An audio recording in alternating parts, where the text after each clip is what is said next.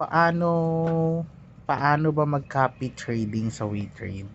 Now, ang una mong gagawin is kailangan mo may fund account.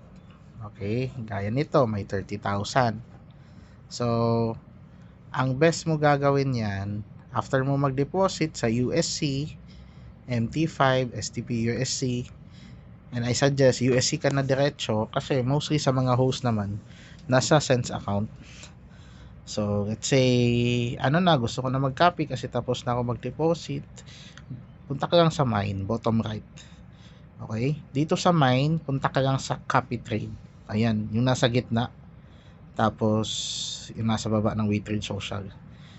Okay? Now, sa copy trade, click mo lang tong strategies.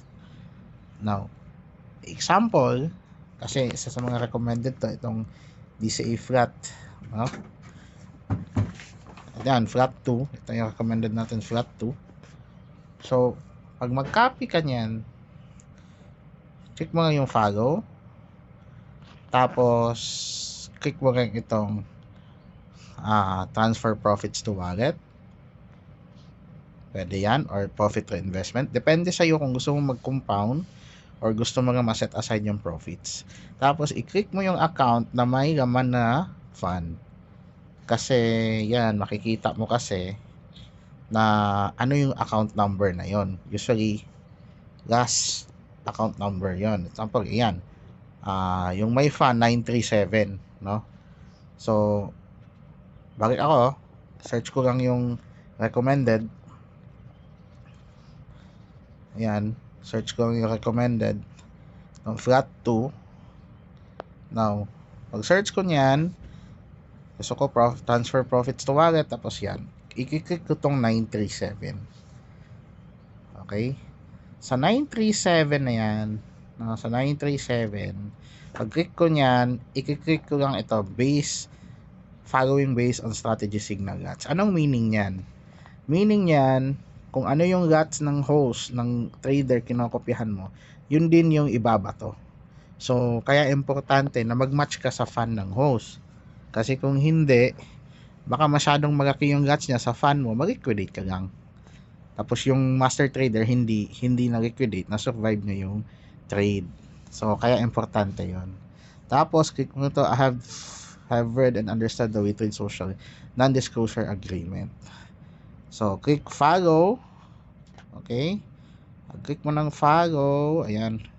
Bigyan ako ng account ko, mare. Ayan. Hindi siya mag-ano kasi mga gaman eh. Pero kung may gaman yan, diretso mo na yan. Click yung follow. Okay? After mo mag-copy, okay, punta ka lang sa orders. Tapos, make sure itong copy account mo, itong may gaman na clinic mo doon during the copy trade na inassign mo, dito magre-reflect yung mga orders nila pag open na yung market. Tsaka dito may historical orders, may mga ganon. So, lahat makikita mo yan dyan. Daily, kung ilan yung profit daily, weekly, kung ilan profit weekly. Tapos, ano yung mga current positions during the market open or during the market activity. So, basically, yun lang, ganun lang kadali yung copy trading. Again, make sure meron kang MT5 USC account. Kung wala ka pa, ganito ang pag-create, 'di ba? Click mo lang tong sa quotes, tapos punta ka sa upper left bottom, upper left yung sa itaas. Tapos click mo yung WeTrade na logo. Tapos open trading account, and then MT5 USC. Yan. Tapos ikaw na baga mag-password. Okay? Make sure matandaan mo. Tapos submit, tapos doon ka mismo mag-deposit sa MT5 USC na account na na ginawa mo. Kasi pag bago pa yung account mo, wala ka pa masyadong ganito. Konti pa nga yung account mo. Siguro isa na standard tsaka isang USC.